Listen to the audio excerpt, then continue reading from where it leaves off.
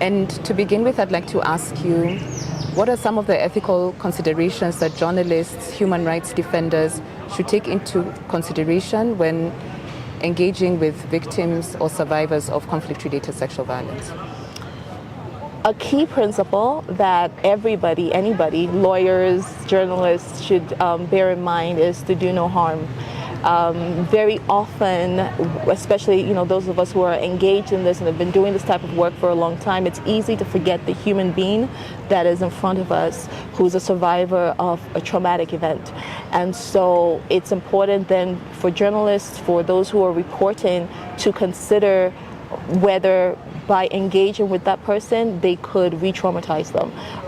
And so is there any other way they can tell the story? And if they have to engage with a person, as part of that principle of doing no harm, what support can be put in place? For example, such as psychosocial support to ensure that this person has the necessary support that's needed to be able to participate. The person is fully informed and has given their informed consent. And I think it's also important that we who are involved in this, whether it's journalists or human rights advocates, are aware of any power dynamics. Sometimes we may not be aware of that. So we think that, well, I asked them for their consent, I gave them the information on how this is going to be used.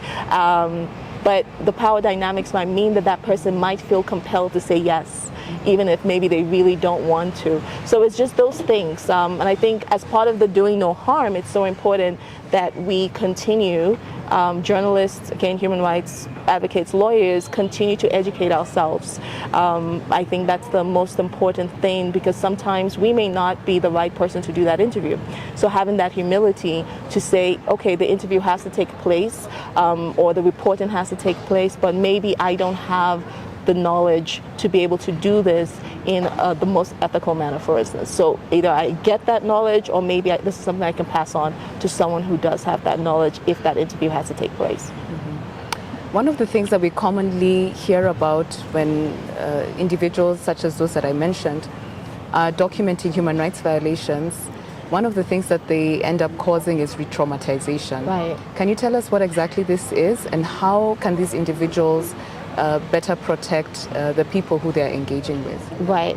So in a nutshell, retraumatization is essentially where somebody who has experienced a traumatic event, they in a way are being compelled to revisit it. So we think about this not only in the context of conflict-related sexual violence, but if we think even about war, where you have soldiers who have come back from war, and maybe even just in the recounting of their experiences, they're being forced to relive what they endured during war. So think about that then and apply that to someone who has been in probably a really violative circumstance, and asking them for details of what they endured forces them to experience all over again. Certainly there are scientific definitions of retraumatization, but I would say that in a nutshell, that is sort of what retraumatization is. And so your second question was? And how can the journalists, the documenters, how can they better protect victims and survivors from this type of retraumatization? Right, excellent question. So first of all, I would say it's in the ensuring that you have the necessary preparation. You've done the necessary preparation. What does that preparation look like? For instance, ensuring that the psychosocial support, ensuring that you have been as clear as possible to the your interviewee, the survivor, about what it is you're trying to do, the information, where this information is going to go. Because the re-traumatization may not come in that moment of the interview. It could come later when the person discovers that the image that was taken of them is now all over the internet, but maybe they didn't understand that that's what was going to happen. So there's certain things that it's easy to not think about, but I would say a proper planning before doing the interview is one way to mitigate against re-traumatization. Another way is in the way the questions are asked. So there are certainly ways that an interviewer, journalist, or whoever is doing the interview can ask the questions in a way that does not actually re-traumatize the person. So some examples of questions that can have the potential to be problematic include questions that are so direct and go directly into the sexual violence, and where you're focusing only on the sexual violence and asking, for instance, how many times were you raped, who else raped you, did it hurt? So these can be very difficult questions for the survivor that you're speaking to. More empowering questions, and questions that can actually help you as a human rights documenter to get the information you want, are open-ended questions that allow the person to tell the story from an empowered place where they share what they want to share. And also, the important thing too is to see the survivor as someone who can provide information beyond just this conflict-related sexual violence that they may have endured or they may have witnessed. So that way you're able to tell the story contextually. What else can they tell you? What else can they share? These are some, and there are amazing resources out there that provide some guidelines for human rights documenters and journalists, and so I would certainly recommend that they look there. But some key ways to ensure that you're mitigating against retraumatization is proper planning.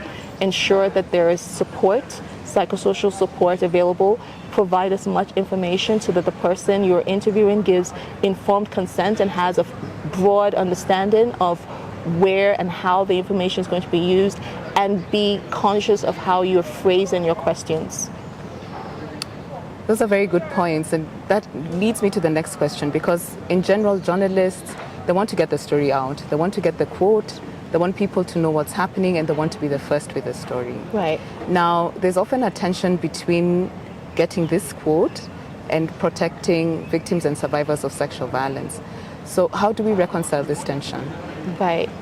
So I think the first thing is we don't want to infantilize survivors of sexual violence, right? They're not children. And sometimes the stories are extremely powerful and extremely compelling, and they do want to share that story. But what we have to do is think about the human being. If we're focused on the beautiful quote or focused on being the first person to tell the story, then we're not really thinking about this person. So I would say that there has to be that balance where, yes, you want to break a story. Yes, you believe that it will be useful to have the testimony of a survivor, but you must not ignore those steps that we discussed earlier about the proper preparation, the informed consent, and so on. When you do that and you have a survivor who is fully informed and fully engaged and feels empowered by the process, guess what? You end up having a much more compelling story than if you just rushed in there and asked questions that could potentially re-traumatize this person. And we have to think even beyond just that instance of the interview. Like I mentioned, the re-traumatization could come later with them seeing their story or their image splashed around the world. It could also come as a result of stigmatization that they could feel in their community because they shared something that within the community is perceived as, a problem. So I think as journalists, as human rights documenters, as anyone who's engaged in this, you have a responsibility, not because this survivor is vulnerable, but because you don't want to contribute to the exploitation of another human being. And I think that's the key thing. You do not want to contribute to the exploitation of another person. Okay, thank you very much for this interview. It's been extremely fantastic.